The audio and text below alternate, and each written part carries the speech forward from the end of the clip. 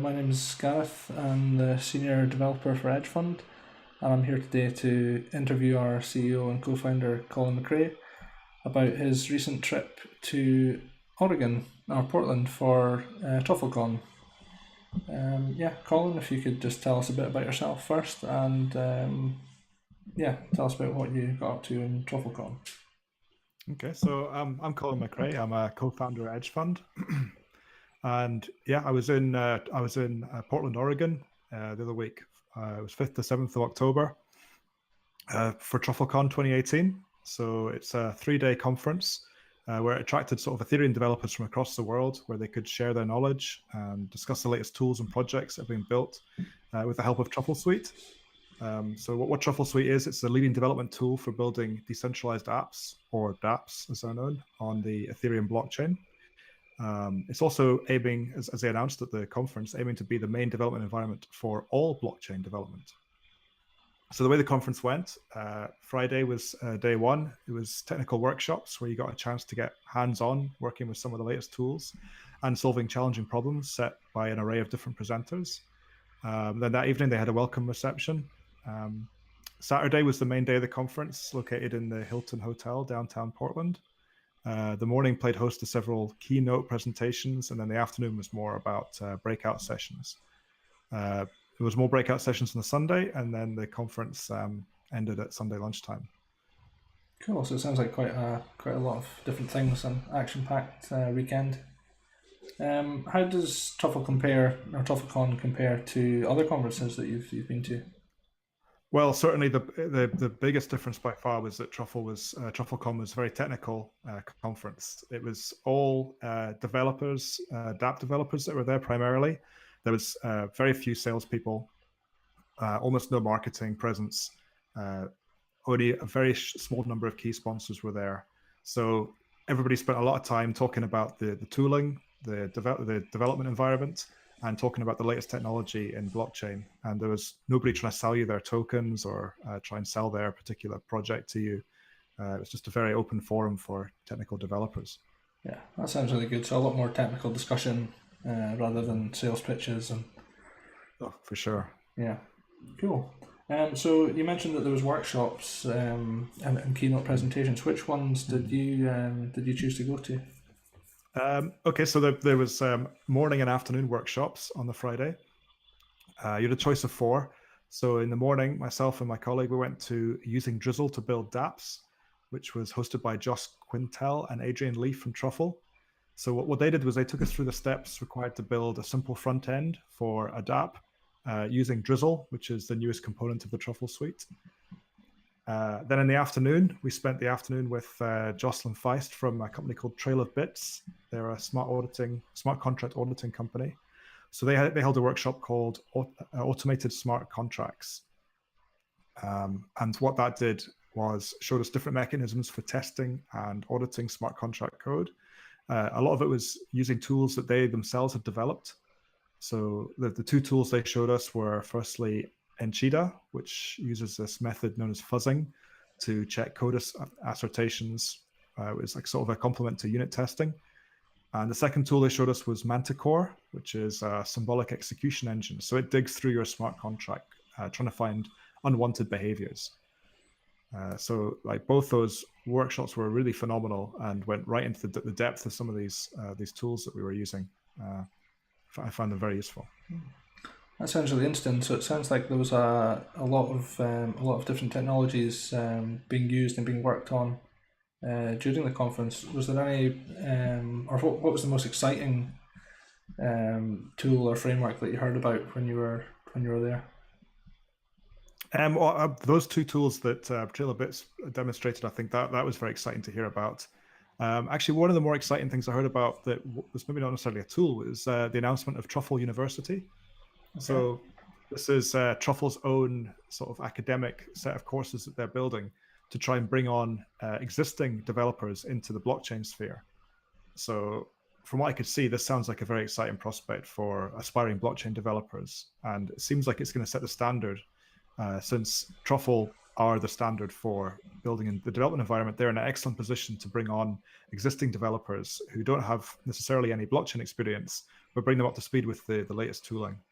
Yeah, that sounds good. And like you say, it's everything's quite new technology-wise, and everyone's trying to struggle their way through almost and use these tools. So it sounds like a good idea that they're trying to come up with a standard way of working with them, and maybe also a sort of level of competency that people can show that they have by attending the academy. So that sounds I think it's such a new space, and the tools are developing so fast that it's really important to have some kind of education, some way that people can keep up with the space as it moves so quickly. Yeah. So it sounds like you learned a lot, and you got a lot of exposure to different things. What was the main learning point, or your biggest takeaway from the conference? I think for me, the biggest takeaway really was just the sheer amount of enthusiasm that I saw from all these blockchain developers and what they have for this technology. Like everybody I spoke to, they were working on their own exciting projects, and everybody was happy to brainstorm like novel, new ways to apply these blockchain tools to new industries, to new processes. And really, the takeaway was like, everything's moving so fast, and you need to be able to adapt and move fast also. So I think, like, walking away from the conference, I would say that I could see for sure that the next few years are going to be an incredible time of innovation in the space, and I'm very excited to see where this leads us. Yeah, that sounds really good. In terms of the what you've learned, I think maybe I already know the answer to this question. But was there anything you think that could be super useful in relation to the EdgeFund project and what we're working on? I think you're probably going to mention those 2 tools from Trail of Bits. Yes, well, certainly those 2 tools, but just to back up a little bit, I think at EdgeFund, as you know, we spent a lot of time making sure that our DevOps, our development operations are world class.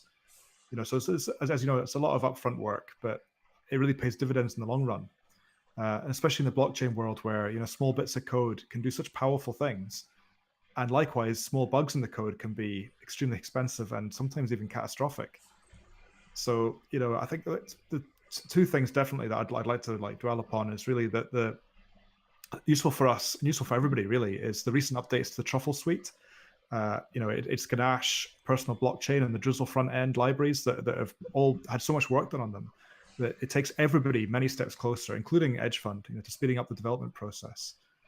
And secondly, like you said, these smart contract testing tools, the more we can get, the better. I mean, the ones that Jocelyn Feist from Trail of Bits demoed, and Cheetah with the fuzzing, and Manticore with this symbolic execution engine. I think these kind of tools and others like them are going to be very useful for people like us and everyone to sift through our smart contract code, looking for bugs and and getting rid of any crazy behaviors that we might not have anticipated.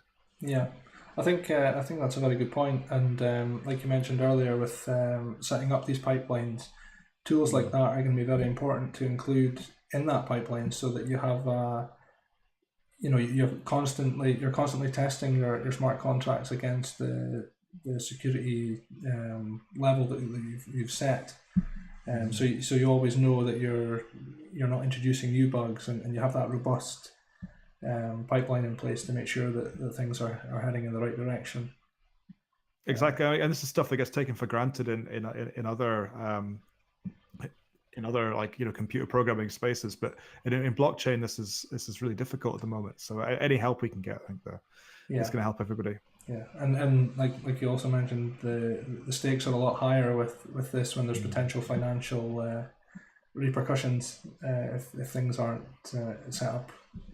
That's right. In fact, one of the talks at TruffleCon was going through some of the more infamous mistakes that have been made, and taking us through the code and looking at exactly how the hackers have managed to exploit some of the code and how some of these bugs had crept in. And that was quite a fascinating talk.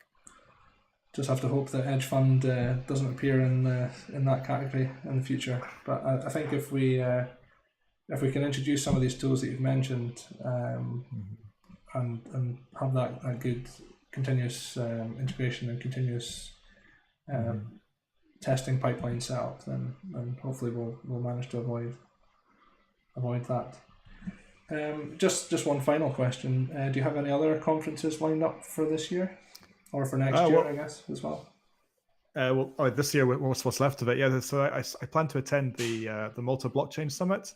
So this runs the start of November. I think it's 1st and 2nd of November. This conference is interesting because it has quite a high regulatory focus.